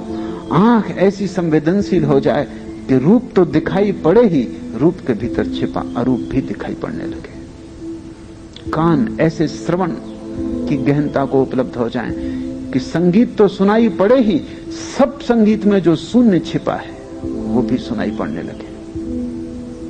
स्वर तो है ही संगीत में, शून्य भी है। स्वर ऊपर का आवरण है, शून्य भीतर का प्राण है। रूप तो है ही फूल में, सुंदर स्त्री एक सुंदर पुरुष में, अरूप भी है। आकार तो दिखाई पड़े, ठीक, निराकार भी दिखाई पड़े। आंख चाहिए ऐसी। तुम आंख फोड़ रहे हो कि रूप से डर गए हो, कहीं रूप ना दिखाई पड़ जाए, नहीं तो वासना पैदा होती। ठीक है, रूप दिखाई पड़ने से वासना पैदा होती, आंख फोड़ लेने से रूप दिखाई नहीं पड़ेगा, इस भ्रांति में मत रहना। अंधे में भी वासना होती, भयंकर वासना होती, और तुम तो कुछ कर भी सकते हो, वो बेचारा कुछ कर भी नहीं पाता, इसलिए बड़ी असहाय वासना होती, बड़ी विकृत, परवर्टेड। सच है, रूप दिखाई पड़ने से वासना पैदा होती। इसका अर्थ है कि थोड़ा और गहरे देखो, काम पैदा होता है। अरूप दिखाई पड़ने से प्रेम पैदा होता है। आंख को बढ़ाओ, स्वाद को बढ़ाओ, स्वाद को मिटाओ मत। जीभ को जला लेना बहुत आसान है, क्या कठिनाई है? स्वाद से घबराओ मत, स्वाद में परम स्वाद भी छिपा है। अस्वाद को उपलब्ध नहीं होना है, परम स्वाद को उपलब्ध होना है। तब तुम परमात्मा की धारा में बह रहे हो, तब तुम्हें कुछ करना ना पड़ेगा, तुम ऐसे ही बहते हुए पहुंच जाओगे। धारा जा ही रही सागर की तरफ, तुम बस धारा के साथ एक हो जाओ। दया जाने ताय मिले अविनाशी, दो शब्द, दया, करुणा। जिसमें करुणा जग गई, सब जग गया। धर्म, धर्म से तुम अर्थ मत लेना हिंदू धर्म, मुसलमान धर्म, ईसाई धर्म, नहीं, क्योंकि वे सब तो क्रियाकांड है। धर्म से मूल अर्थ है स्वभाव, स्वयं को जो साध ले। हम कहते हैं आग का धर्म ताप, या पानी का धर्म शीतलता। क्या है धर्म तुम्हारा, मनुष्य का? क्या है गुण तुम्हारा, तुम्हारी निजता का? चैतन्य, होश, जो जाग जाए और करुणावान हो जाए। दया राख ही धर्म को पाले, जग सुन रहे उदासी। वो अपने आप इस सपने के प्रति जो चारों तरफ चल रहा है उदास हो जाता है। पर ये उदासी घृणा की नहीं है, क्योंकि घृणा कभी उदास नहीं होती। दुनिया में तीन तरह के लोग हैं। एक जो दुनिया के राग में पड़े, वे उदास नहीं है। दूसरे जो दुनिया के प्रति विरागी हो गए हैं, वे भी उदास नहीं है। प्रेम घृणा में बदल गया, मित्रता शत्रुता बन गई। जिस तरफ देखते थे वहां पीठ कर ली, लेकिन उदासी नहीं है। उदास तो वो है जो दोनों से मुक्त हो गया, राग से विराग से, जिसको महावीर ने वीतराग कहा है। जो तुम उदास बैठे हो कि धंधा ठीक नहीं चल रहा, तुम उदास बैठे हो, ये तो राग है, ये उदासी नहीं है। ये तो राग असफल हो रहा है, इसलिए तुम उदास हो। तुम्हारा आनंद भी झूठा है कि आज धंधा खूब चला, कि तुमने ग्राहकों को खूब लूटा, कि तुम बड़े प्रसन्न घर चले आ रहे हो, पैर पड़ते नहीं जमीन पर, आकाश में उड़ते। ये आनंद भी आनंद नहीं है, ये भी राग है। राग और विराग दोनों जब छूट जाएं, न तो संसार के प्रति राग रहे और न घृणा, न द्वेष रहे, न राग, तब उदासी परम अनुभव है। उदासी से बड़ा इस जगत में कुछ भी नहीं है। संसार के प्रति उदासी तभी आती है जब अपने प्रति परम आनंद आ जाता है। जब परमात्मा में नृत्य चलने लगता है, तब संसार के प्रति उदासी आ जाती है। जैसे एक छोटा बच्चा है, वो बड़ा हो गया, अब खिलौने पड़े हैं कोने में, वो निकल भी जाता है, देखता भी नहीं कमरे से। कभी बिल्कुल पागल था, कभी इतना पागल था कि रात भी खिलौनों को साथ लेके सोता था, बिना खिलौनों की नींद भी नहीं आती थी। कोई दूसरा मांगता खिलौना तो लड़ने को तैयार हो जाता था। अब बड़ा हो गया, समझ आ गई, खिलौने पड़े, धीरे धीरे कचरे में फेंक दिए जाएंगे। जिस दिन तुम्हें बड़ा आनंद मिल जाता है, छोटी उदासी हो जाती है। तुम संसार के प्रति उदास होने की कोशिश मत करना, अन्यथा उदासी गलत होगी, वो उदासी विराग की होगी। तुम तो परमात्मा को पाने की कोशिश करो, तब एक अनूठी उदासी आती है, जिसका स्वभाव आनंद का है, जो बड़ी विरोधाभासी है। संसार के प्रति कोई अच्छा ना बुरा भाव रह जाता, सब खो जाता, अपने में कोई लीन है, इतना आनंदित है कि कुछ और चाह ना रही, सब मिल गया, कुछ पाने को ना बचा। संसार की तरफ जो उदासी है, वही परमात्मा की तरफ आनंद है। वो एक ही सिक्के के दो पहलू हैं। दया राख धर्म को पाले, जग सुन रहे उदासी। अपना सा दिखाई पड़ता है कि जो ज्योति मुझ में जल रही, वही सब में जल रही है। अहिंसा अपने आप पैदा हो जाती। चींटी में भी वही है, हाथी में भी वही है, वृक्ष में भी वही है, छोटे में बड़े में, कण में विराट में, सब में वही है। और वो मैं हूं, तत्वमसि केतु, वो मैं ही हूं। वो श्वेत केतु तुम ही हो, एक ही का विस्तार है अनेक में। सहे कुशबद वाद को त्यागे, छाड़े गर्व गुमाना। तब सब गर्व और गुमान, सब अहंकार और अस्मिता छूट जाती। तब सब कुशब्द, कोई गाली दे रहा है, अपमान कर रहा है, कुछ सालता भर सहे कुशब्द वाद को त्यागे, और अब उसका कोई वाद नहीं है। ईश्वरवादी का कोई वाद नहीं है, ईश्वर को जानने वाले का कोई सिद्धांत नहीं है, सिद्ध का कोई सिद्धांत नहीं है, वो स्वयं ईश्वर है। वो समझाता नहीं सत्य के संबंध में, वो सत्य ही समझाता है। वो बोलता नहीं सत्य के संबंध में, सत्य ही उससे बोलता है। सहे कुसबद वाद को त्यागे, छाड़े गर्व गुमाना, सत्य नाम ताही को मिलिए, कहे कबीर दीवाना। पागल कबीर कहता है कि जिसने ऐसा कर लिया कि ऊर्जा को करुणा बना लिया, कोई वाद कोई शास्त्र जिसमें न रहा, जो शास्त्र शून्य और वाद शून्य हो गया, और जिसने सबके भीतर एक ही अखंड ज्योति को जलता देखा, वही उस अविनाशी को पा सकता है, वही पाता है। कहे कबीर दीवाना। आज इतना है।